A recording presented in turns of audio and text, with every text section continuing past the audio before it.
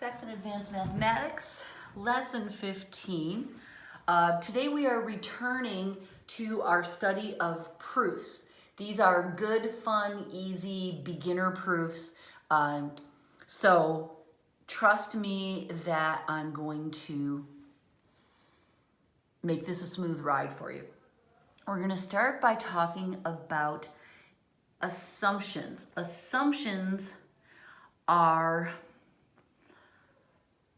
true in all areas of mathematics, right? They're the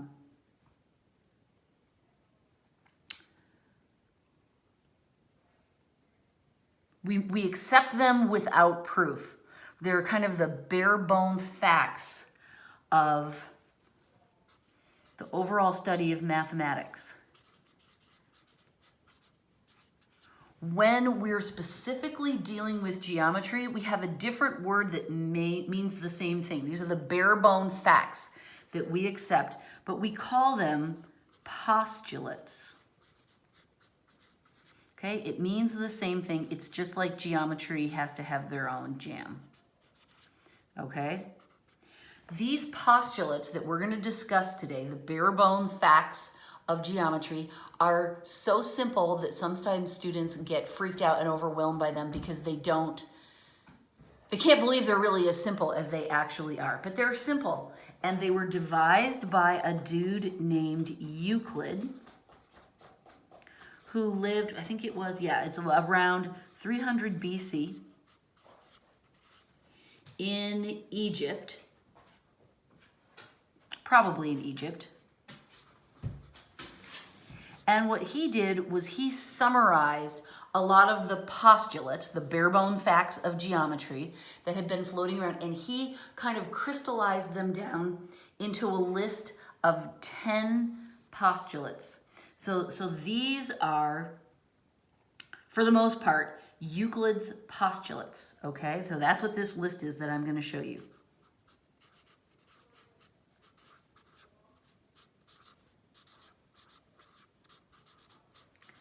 One of them, he had a couple people, I think it's number 5, was refined a little bit in like the 1700s. But for the most part, we attribute these to Euclid. Now, in your book, I'm going to show you. In your book, Lesson 15, page 115, do you see how they're written out? These are all the postulates, 1, 2, 3, 4, 5, 6, 7, 8, 9, 10, and they're written out in a very wordy fashion. I'm not going to duplicate this. If you would like to see the words written out, I'm directing you to this page. I'm going to explain these to you, and I'm going to show them to you in a more of a visual rather than a word-driven format. But I want you to see that here they are with their words if you would like to look at those. Okay, postulate number 1. 2 points determine a unique straight line. What that means is that I can put dots anywhere on my page and I can draw a line to connect them. And that is a unique and special line for those 2 dots. For those 2 dots, there's their unique and special line. Okay. Again, if it seems so easy that it's almost hard, then you're understanding it perfectly. A straight line extends infinitely in either direction. Yeah, we've been talking about that for a long time, haven't we? That's why we put arrowheads on our line sometimes, is to show that they keep going. All right, I always think of Buzz Lightyear, P.S., to infinity and beyond. A circle may be drawn given any center and any given radius. Okay, that's kind of interesting. I can put a center anywhere on my page, and I can draw a radius of a random length, and that gives me a circle, doesn't it? I try to make it the same all the way around. Here's a different center and a different size radius, and that gives me a different circle. But that's kind of an interesting thought. If we have a center and a radius, we can draw a circle. Huh. Kind of cool. 4. All right angles are equal. Well, okay. So what they're saying is that it can be upside down, it can be big or small, but all right angles are 90 degrees and therefore they're all equal. Well, yeah, that makes sense. Again, if it seems so obvious that you're kind of scratching your head, then you're understanding perfectly. All right, this one's a little trickier, but it's just as obvious. All right, given a line N,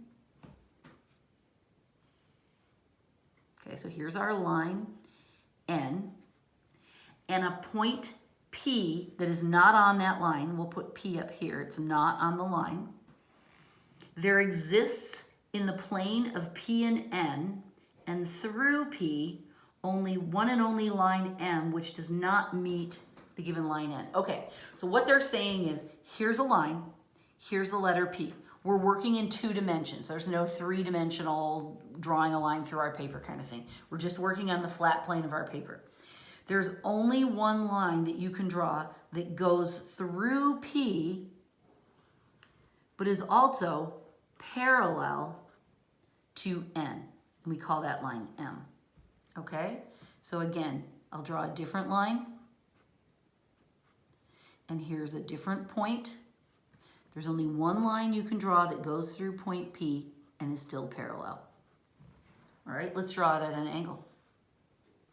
Here's our line, here's our point P, and here's our parallel line. That's all we're saying.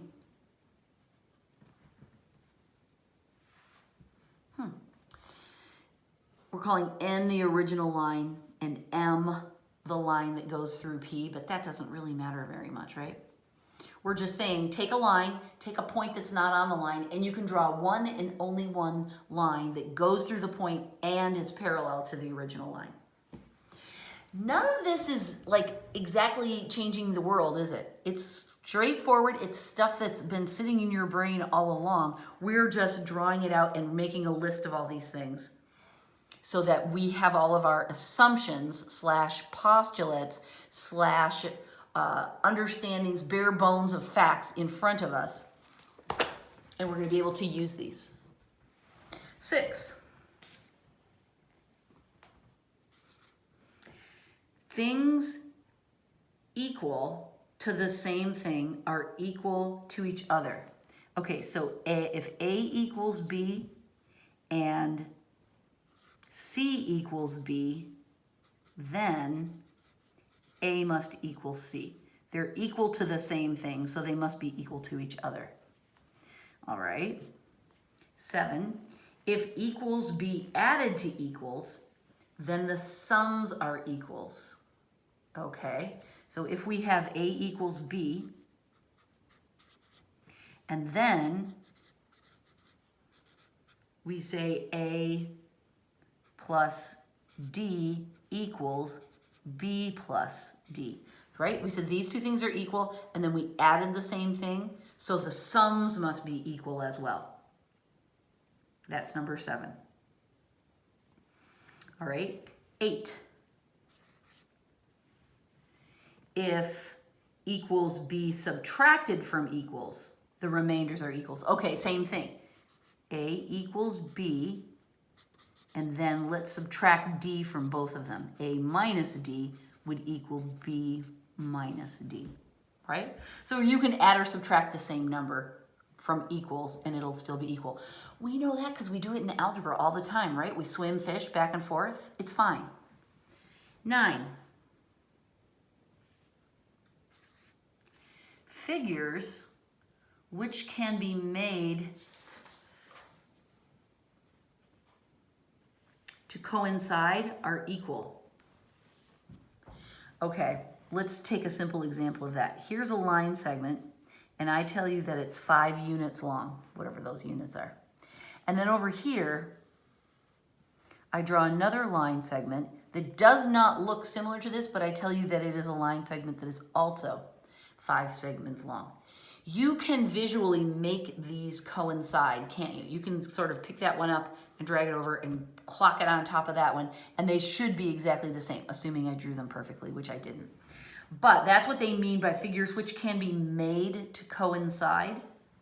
You can make this coincide, then they are equal. or as we like to say in geometry, congruent, right? So in other words, you can visually manipulate shapes to get them to do what you want them to do. That's allowed. All right, and then the last one, I haven't really thought of a way to show this, but the postulate is the whole is greater than any part. So I'm just going to write that. The whole is greater than any part. I mean, I guess that's true. You can apply it to life in general. Like Halloween is greater than just dressing up. Halloween is greater than just eating candy. Halloween is greater than just going to a haunted house. Halloween is greater than just going to the pumpkin farm, because it's all of those things, right? So the whole includes all the pieces. So it's obviously greater than any one of the individual things. Again, that's so easy. It kind of sticks in your brain and makes you go, what? But the reason we're talking about this is because these postulates, these assumptions, these bare bones of fact are at the heart of what we do when we build proofs. And that's what we're going to do now in the rest of this lesson, is we're going to talk about some more proofs. But these assumptions, these Euclidean postulates, are at the base of what we're doing. So now you're properly grounded, and let's turn our attention. We will use these postulates as necessary, but let me just review this, but we're also going to use let's put the big words out, let's trot them out, the postulates of congruency. We learned these in our, lesson 9? These are the 4 ways that we can prove that 2 triangles are exactly the same. They are side, side, side, right? If we can prove that each of the 3 sides is exactly the same, then the triangles are equal or congruent. If we can prove side, angle, side, right? And it has to be a side and then the angle in between and then the next side. If we can get that sequence of 3 facts to show that those are the same, then we've proved that the triangles are the same. The next one is angle, side. If we can prove that 2 angles are the same and 1 side, then we're golden. Some people prefer to call this angle, side. But it's kind of redundant, because if we can prove that 2 angles are the same, then obviously the third is the same, because they have to add up to 180, right? So if you've got 2 angles, that's as good as having 3.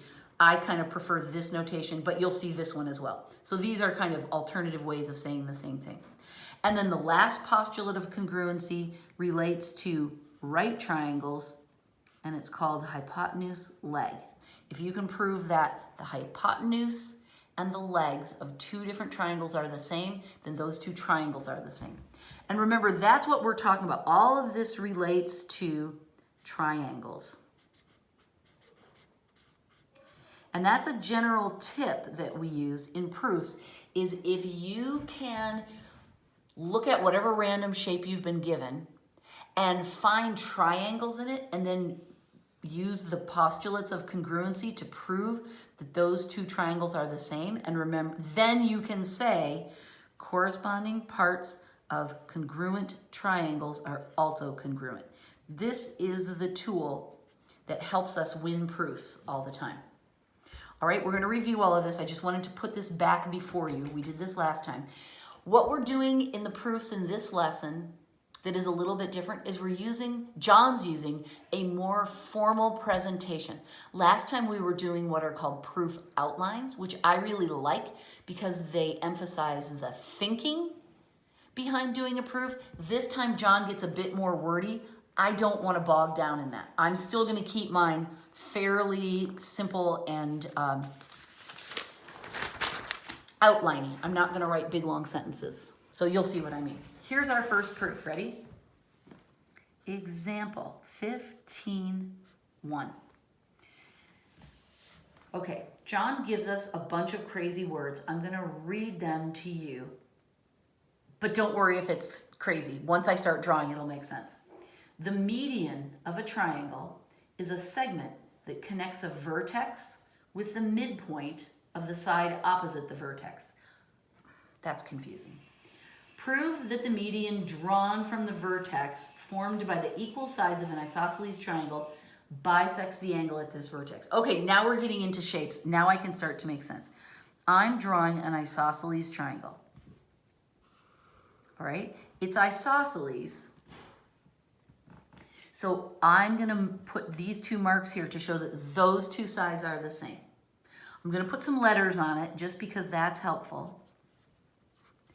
And I'm going to start by saying, and I'm going to do this. This is the format John likes us to use. Well, it's not really John's idea. It's ancient history of proofs. Okay, what we put on this side is we say statement and reason. Okay, so this is the series of ideas that are leading us toward proving what we're trying to prove, and this is the backup. Maybe a postulate, a definition. You'll see how that works. Okay, so here's my isosceles triangle, and John says that we're supposed to prove that the median drawn from the vertex formed by the equal sides. Okay, so they're talking about this vertex. This is the vertex formed by the equal sides. This vertex bisects the angle. Okay, so we're saying you draw a line like this that chops this in half. We're supposed to prove that these two angles are equal. So he's saying prove that angle, let's put a D there, that will help us. Angle ABD is congruent to angle CBD.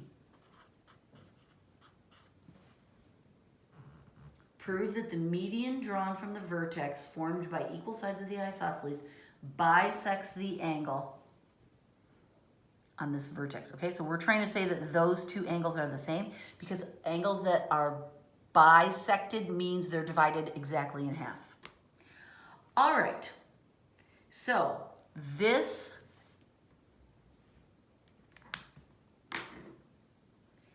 information we can start by saying that segment AB is congruent to segment AC. We put the tick marks there, but we stop and think, why are we allowed to say that? Oh, because that's the definition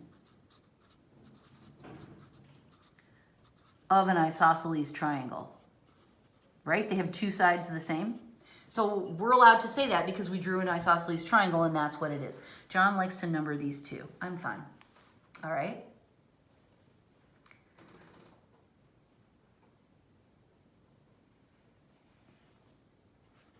Now we also want to say that this line is the median of this line, right? BD is the median of AC segments, because that's what John told us to do. So we can say that's given. All right. Now we know that AD is congruent to CD. These two have to be the same.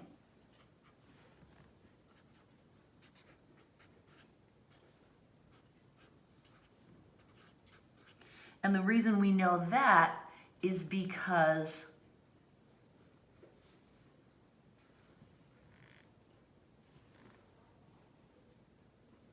that's the definition of a median.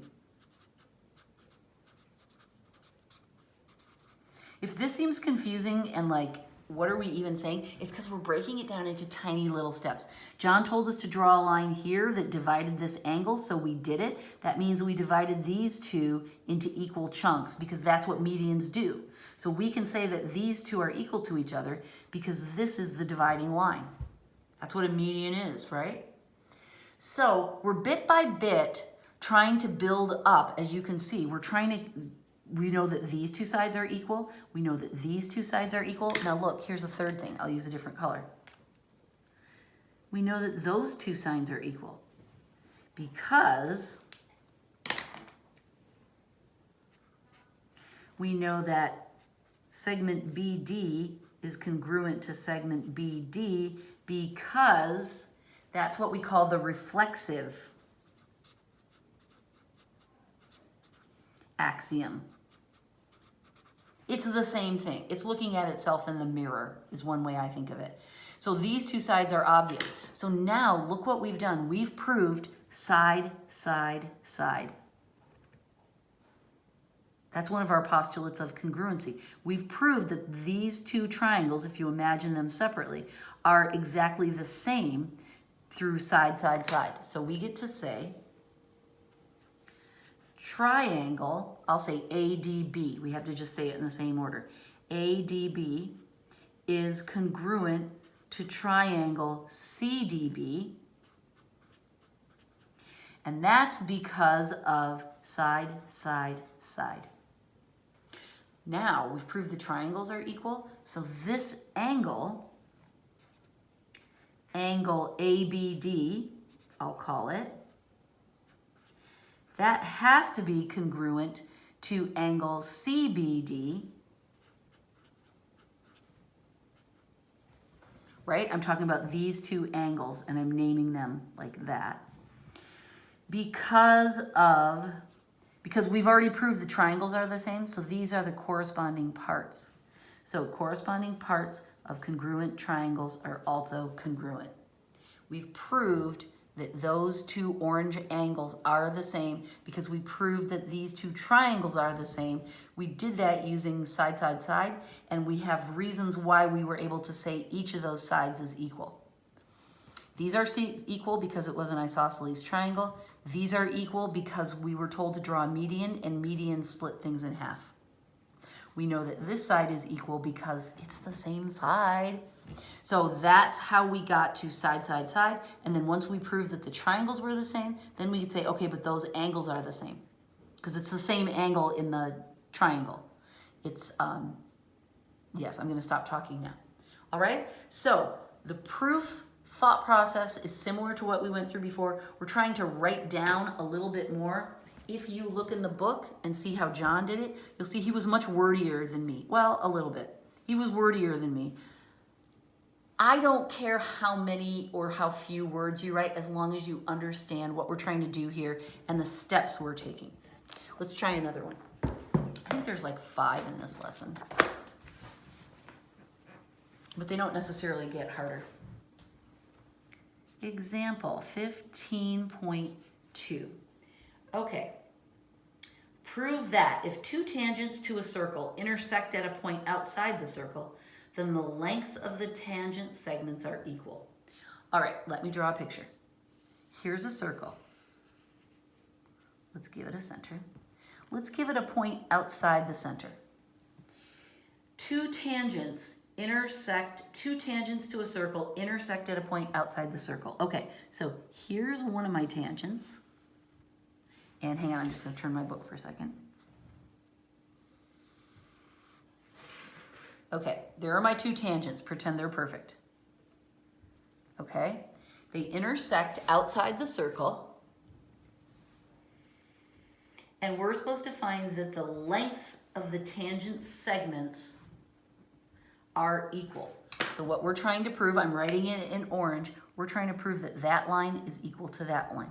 And so I'm going to write in the same color, prove that tangent segment are, I'll write equal, congruent, either way. So the orange is what we're trying to prove. All right? Now, I said this before, but now I'll show you what I mean. The trick to doing most proofs is to try to create triangles and then show that the triangles are congruent, and then that leads you back to your pieces. So what we're going to do is turn this into a triangle. Now, how do I know to do this? Well, I've seen this kind of proof before. That's part of the difference, all right? I can draw a line from here to there, and I know that makes a right angle. That's the definition of a tangent. I know I can draw a line from here to here and create another right angle. That's the definition of a tangent. Okay, so I'm starting to get things. I also notice if I've got two triangles like this, I can circle that, and I know reflexively That's true, right? That's the reflexive axiom. All right, so things are starting to come together fast. I better start writing them down. Okay, so I write my chart. So right now I'm just making notes and I'm just thinking about what's going on with this shape. I knew to fill this in and turn it into two triangles because I'd seen that before. Now you've seen it before and you can do it in the future. Here's my statement. Here's my reason. And I have to write down even the given stuff. Okay, let's put some letters on it. Let's call this A. Let's call this B. We usually call the center of the circle O, and we'll call this P, this point out here. All right, so we know that segment AP, this thing, and segment BP are tangents to the circle. And the reason we know that is because John told us so. So we say given. Okay, he told us to draw that, so we did. Okay. Then we added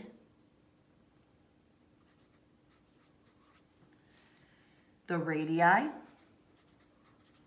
going to write radius. That's the singular, plural. We added the radius OA and OB.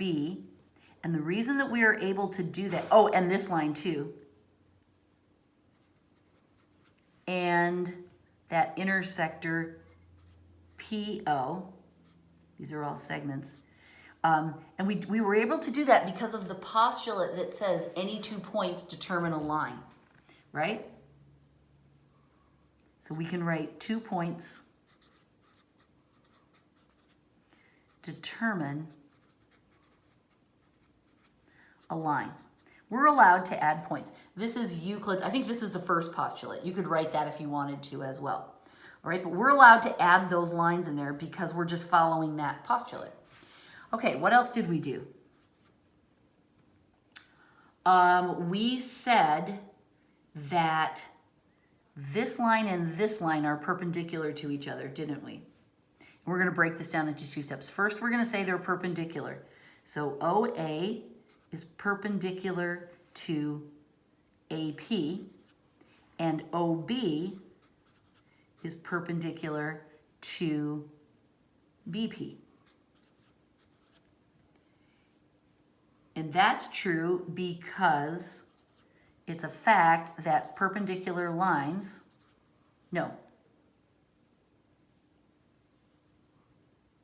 tangents form perpendicular lines. That is another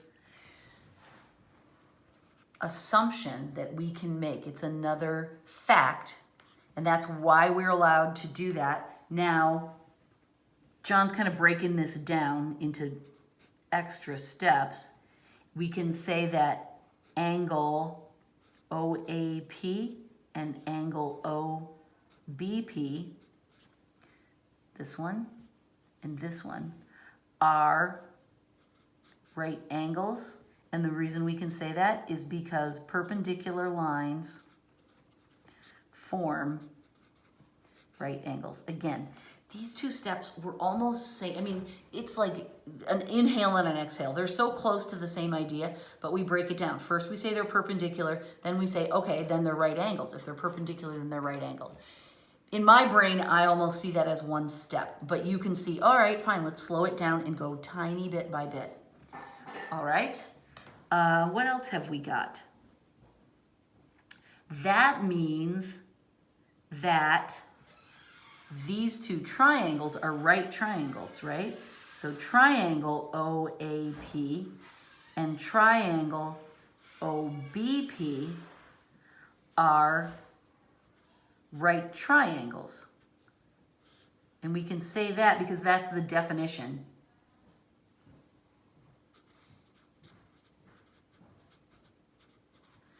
of a right triangle, right? A right triangle is just a triangle that has a right angle in it. We prove they have right angles, so obviously they're right triangles. All right, this is helpful because that means that if we want, we can use hypotenuse leg theorem. Okay, so now I'm kind of going toward that and I see, okay, look what we've got. We've got that the hypotenuse is the same. Let's say that segment OP is congruent to segment OP because that's reflexive axiom. I'm trying not to squish my words here. Right? So that proves that those two are the same. And then we've proved that these angles are the same. Now all we have to do is just prove that these two are the same. And we'll have hypotenuse leg, won't we? So 7, I can say that segment OA is congruent to segment OB because both are radii. And all radii to the same circle are equal.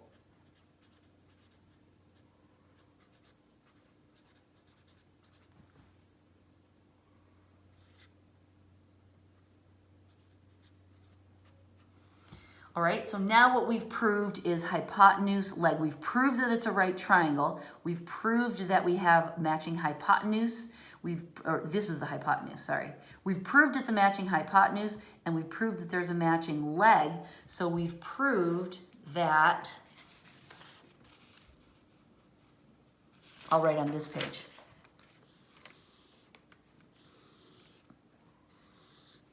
Statement, reason. So we've proved that triangle OAP and OBP are congruent.